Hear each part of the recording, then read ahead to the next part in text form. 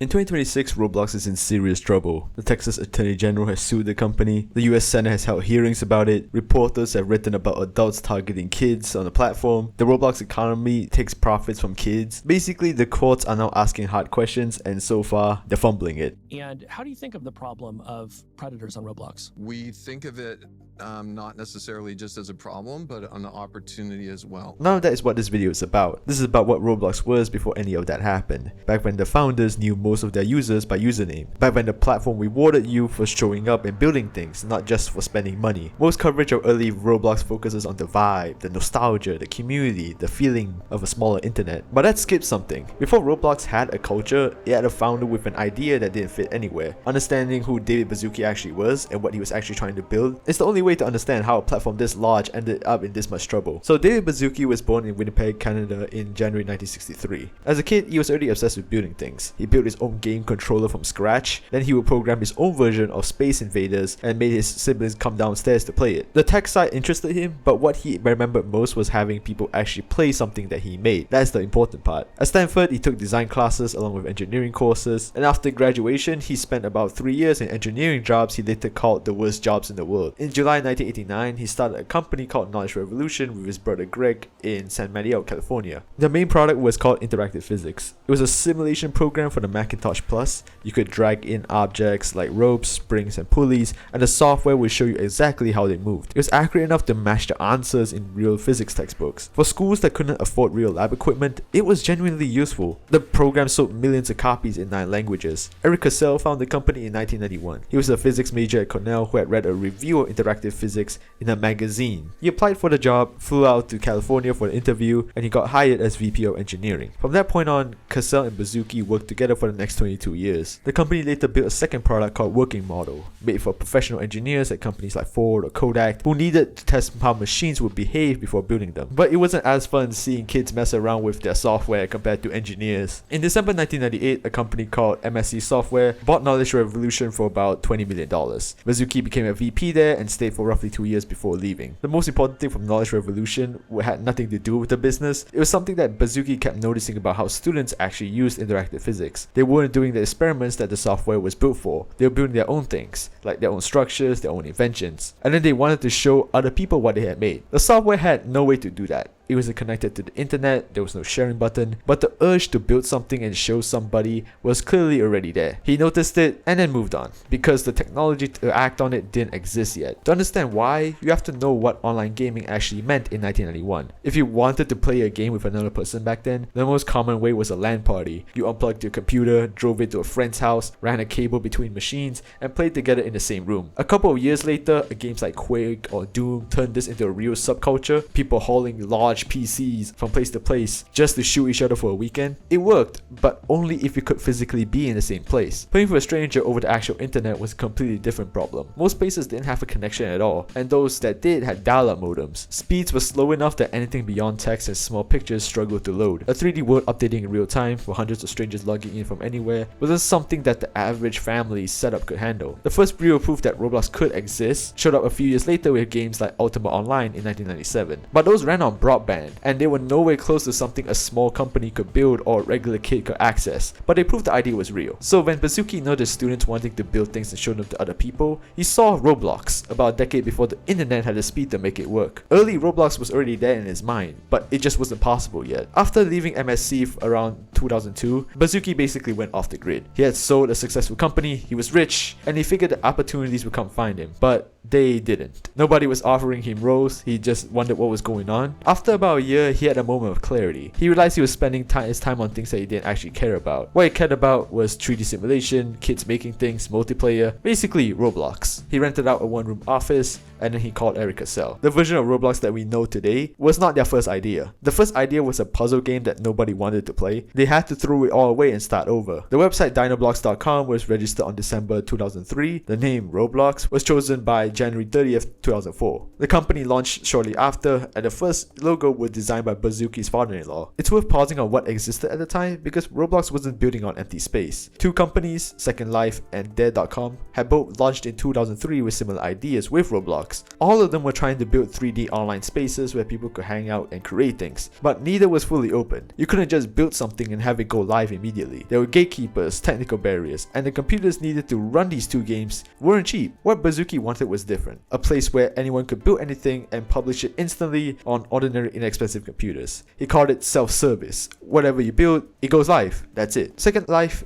aimed for things to look as realistic as possible, while Roblox aimed for reach. More people, more spaces, lower barriers to get in. That's why a kid with an old family computer in 2007 could run Roblox when they couldn't run Second Life. That audience became Roblox's whole identity. Roblox entered public testing in 2004 and 2005. The first few hundred users were developers, testers, and friends of the founders. Most of the legendary figures in Roblox today knew Baszucki or knew Erik Cassel personally. The official launch was September 1st, 2006. What launched that day was basic. There was one place users could go, a map called Crossroads. According to a blog post that John Strzelecki wrote later, the original version had been built before he even joined the team. Erik Cassel had built a castle. Baszucki, who went by the username Builderman, had built a white house with a playground. There were two weapons in the whole game, a slingshot and a rocket launcher. John Strzelecki had joined the company a few months before launch. Fresh out of Stanford with a computer science degree, he went by the username Telemon, borrowed from a character from a fantasy series. His job at Roblox was just to take over building and maintaining the official maps. And he made some classics in that time period. He later wrote about the moment when the whole team first noticed a real player playing the game for the first time, someone with the username DurgeonX. They stopped what they were doing and got on Roblox to play with him for an hour. That's the scale that they were starting from. The 10,000 person to register an account was someone called Destroyman. Strzelecki joked in his blog post that Destroyman might be sitting on his account so he can flip it for a profit on eBay maybe, when Roblox goes viral or whatever. That will never happen. The avatar that shipped with the platform tells you a lot about how this team made decisions. Baszucki and Cassel actually disagreed with the avatars. With the old blocky avatars, Cassel thought it was too rough and he wanted to wait and build something that looked better. Baszucki's argument was simpler. Ship it, put it in front of real users, and see what they say. They originally thought that the Roblox design was trash. The blocky avatar that had became Roblox's most recognizable image, the arms that looked like blocks, the torso, the legs, they thought it looked bad, but they shipped it anyway. A few months after launch, Baszucki and Cassel released Roblox Studio, the tool that lets users build and publish their own games. Within 4 hours of turning it on, they knew that it was working. Not days, not weeks, just 4 hours. The platform had maybe 100 or 200 users at this point. Those users had already downloaded Studio and were creating things faster and better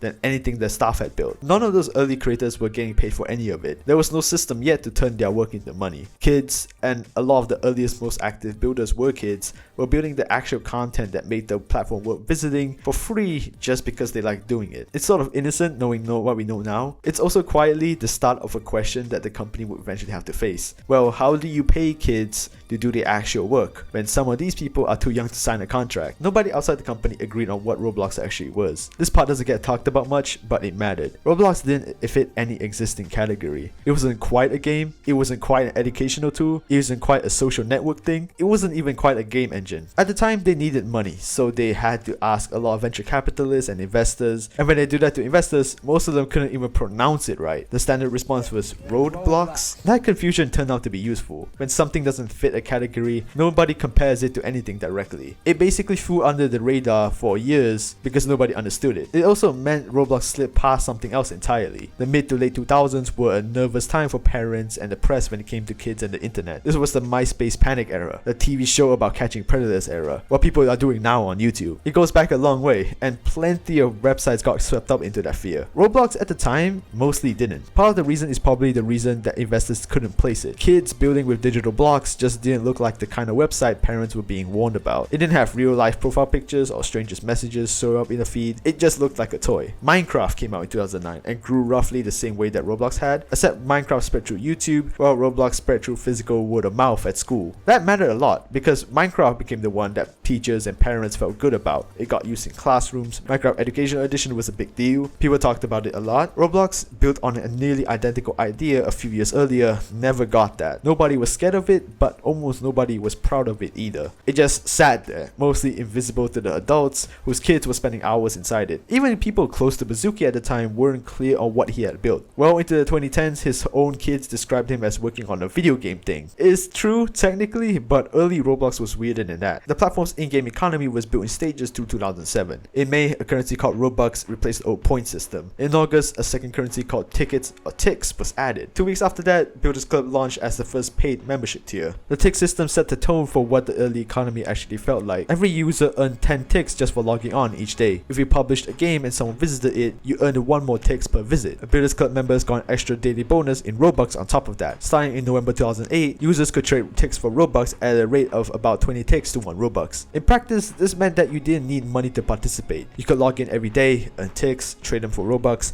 and buy things without spending a dollar. If you built something people visited, you earned from it. The whole system rewarded showing up and making things. Roblox would slowly dismantle the system over the next decade. The most visible step was removing Tix entirely in 2016. But in 2007 and 2008, it made the platform generally open in a way that shaped who joined and what kind of community formed around it. At the time, customization was really limited, so hats were the main status symbol. The catalog was small enough that certain items were instantly recognizable and genuinely rare. Owning a hat from 2007 meant something in 2010. It showed how long you had been there. But there was also a flip side that was less charming. Kids who couldn't afford to buy anything stood out too. The default avatar, yellow head, blue torso, green legs, it became as like the sort of noob look. On Roblox, because appearance cost money, it picked up something extra. It marked you as someone who hadn't spent anything or couldn't. Nobody at the company designed this on purpose. It's just what happens automatically once you put a price tag on how a kid gets to look in front of other kids. It's a status game sorted by how much money you have. That detail will matter a lot more in part 2. The thing is, most of the servers and the website and the hosting and the employees, all of this costs money, and they needed to figure out how to make money from this. The first real attempt at making money was advertising. That ran immediately into copper, so they moved from advertising to Builders Club subscriptions. That helped, but it was not enough. Eventually they landed on a full virtual economy,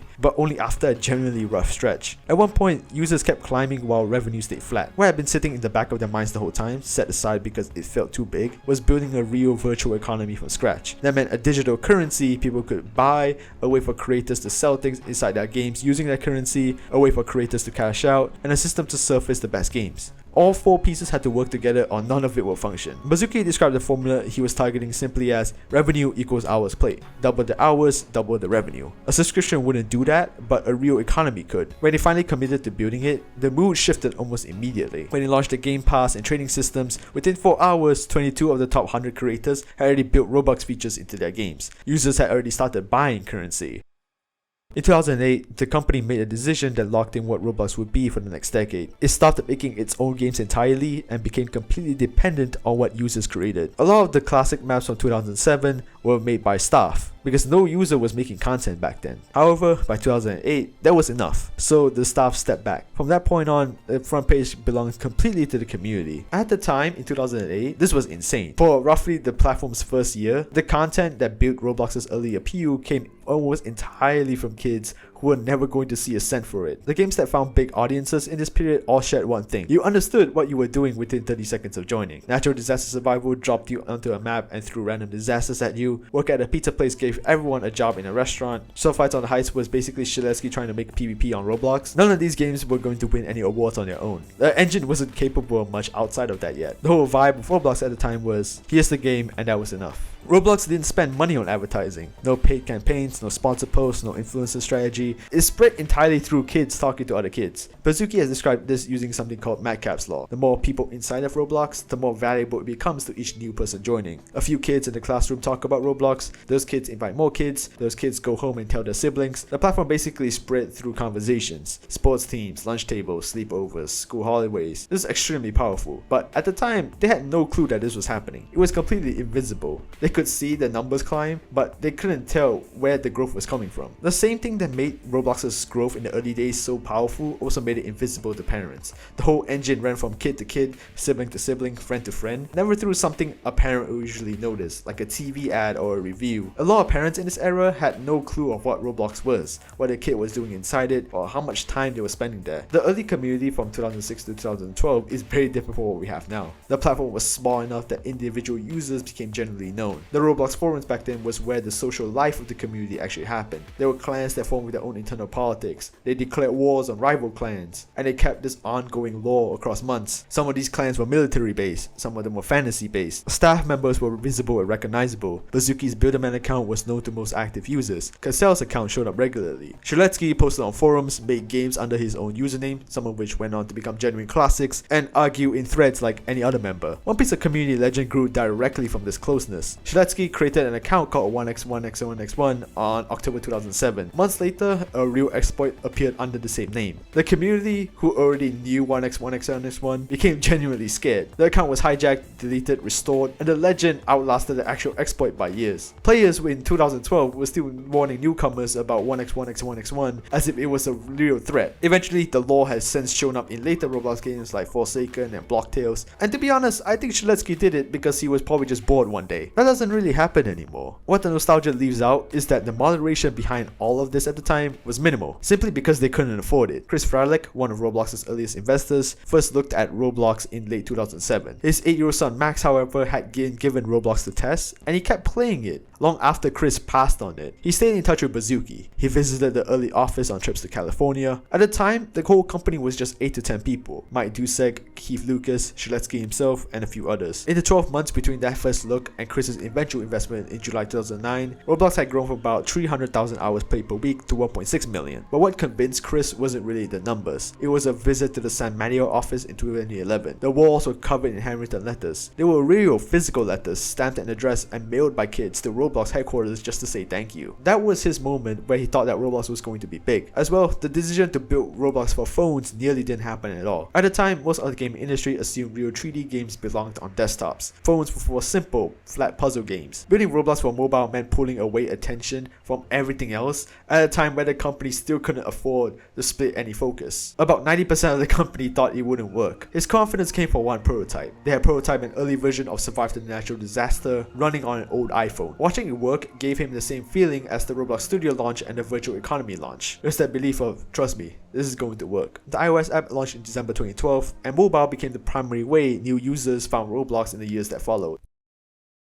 In 2010, Erik Cassel was diagnosed with glioblastoma, an aggressive form of brain cancer. He kept working. For 3 more years after the diagnosis, he came to Roblox almost every day. Baszucki has said that what struck him most about this was what it implied, that working on Roblox together was genuinely how Cassel wanted to spend the time he had left. In October 2011, partway through his illness, Cassel was part of something that shows exactly what the company was at this size. A boy named Chase, who went by PiePerson50 on the platform, had been diagnosed with bone cancer the year before. His wish through the Make-A-Wish Foundation was to visit Roblox's headquarters. The company said yes. Chess came to the office, suggested feature ideas, helped design a hat that other players could later buy, and he received a rare crown that almost nobody else on the platform had. None of this came from a PR plan or a policy. It happened because the company was small enough and close enough to the people using it that sick kid's wish could turn into an afternoon where he helped build something real. Cassel's technical work, putting lure into Roblox, water and floating physics, rope systems, the stuff that Roblox still runs on today, was built over nearly a decade of daily effort. Everyone who wrote about him after his death described him the same way. He was technically irreplaceable and genuinely well liked as a person. Those two things don't usually go together. He died on February 11, 2013. He was 45. Roblox staff announced it on Twitter. His sons built a memorial inside Roblox that hundreds of users visited in the days that followed. His account remains on the platform, untouched. Baszucki has said that after Cassel died, he felt one specific motivation above everything else: